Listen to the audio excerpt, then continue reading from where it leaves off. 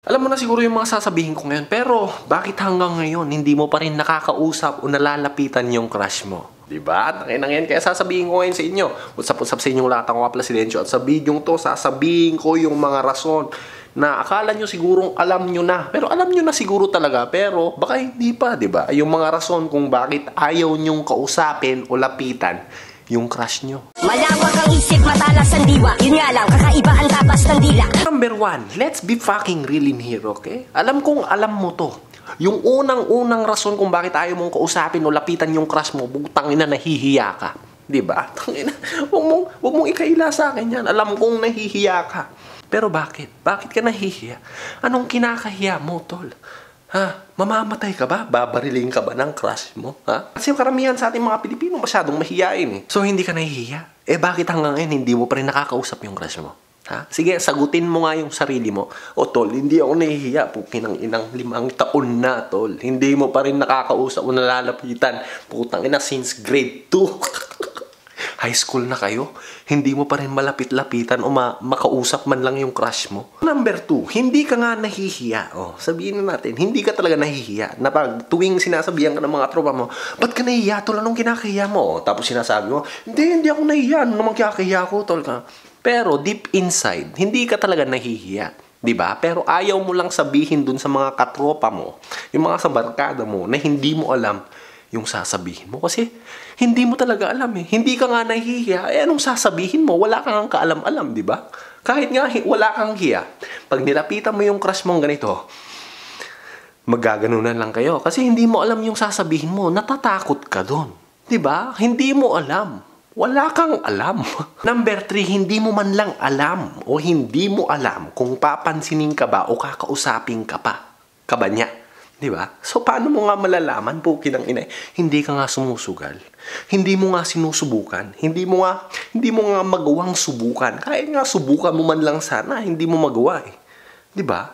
So, paano mo malalaman kung hindi ka susugal, tol? Kaya hanggat hindi ka sumusugal, hindi ka makakakuha ng sagot. Paano ka mananalo sa laban? Eh, ayaw mo ngang sumuntok. Pukin ng ina, ayaw mong sumuntok. Nasa boxing ring ka, tapos gusto mong manalo, pero ayaw mong sumuntok. Number 4, sigurista ka masyado, tol. Tanginang yan, gusto mo agad malaman kung may pag-asa ka sa kanya. Tangina, hindi mo pa nga nilalapitan o kinakausap yung babae yan. Gusto mo agad malaman.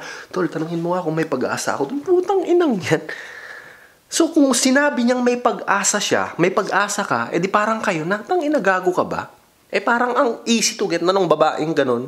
Diba? Kaya nga sinabing manliligaw kasi nga kailangan mo munang patunayan yung sarili mo sa babaeng yun. Sa babaeng gusto mong, alam mo yun, sa crush mo. Diba? Hindi pwede yung kayo na. O kaya may pag-asa ka. Kasi pag sinabi ng isang babae kasi na may pag-asa ka, tapos na eh. Tapos na yung laban. Ano pang kailangan mong ipaglaban doon? Alam mong mananalo ka. Yung mga ganyang babae, pag tinatanong mo kung, alam mo yun, kung may pag-asa ka ba, tapos sinasabi nila, oh, meron, ganyan. Alam mo yung mga yan, para sa akin in my opinion, para sa akin lang, easy to get.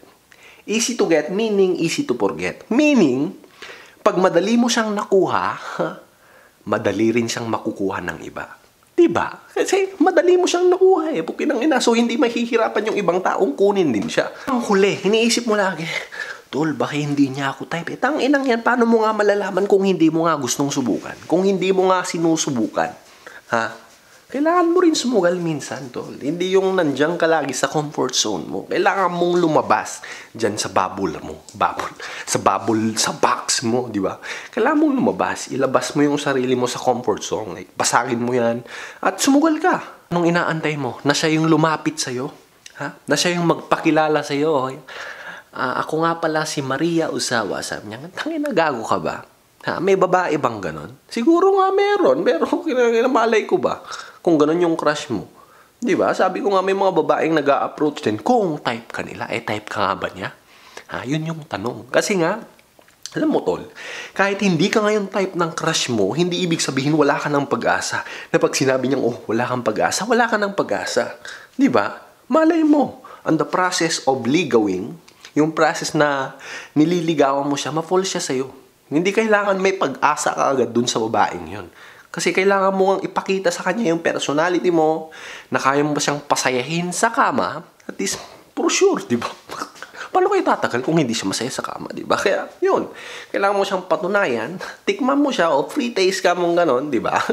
So, sigurado naman akong alam mo na yung mga bagay na yan. Sigurado. Alam na alam mo yan, di ba? Pero bakit hanggang ngayon wala pa rin nangyayari?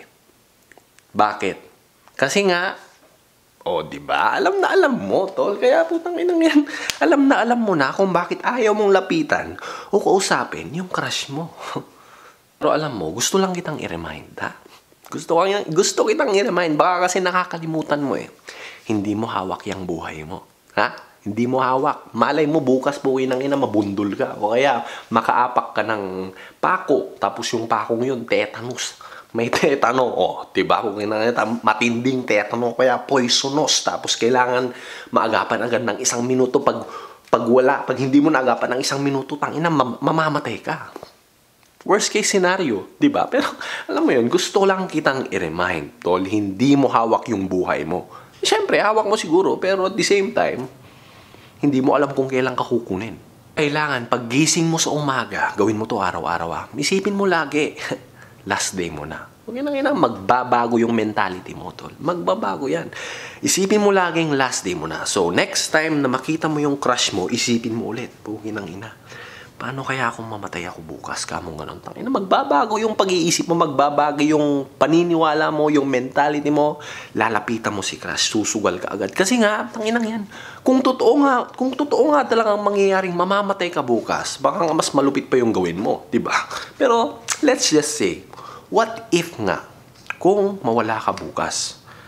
Di ba? Ayaw mo lang gawin yung mga gusto mong gawin. Diba? Ayaw mo lang subukan yung mga gusto mong subukan para at least malaman mo yung sagot bago ka man lang pumanaw. Diba? Kaya, yun. Live your life like it's your last, bro. Real talk, man. At yun lang, sana may natutunan ka sa video ko ngayon. Alam mo na yung mga yan. Kasi andyan lagi sa utak mo yan. Naglalaro lang yan. Naggaganunan lang, oh. Pero walang nangyayari. Kasi nga, hindi mo nilalabanan, di ba? Yun lang. Ako nga pala si Dencio at sana may natutunan ka nga talaga sa video to. Babush. Ay, tanginang. Yun nga, ako nga pala si Dencio at ito yung Denial Den JTV. Babush.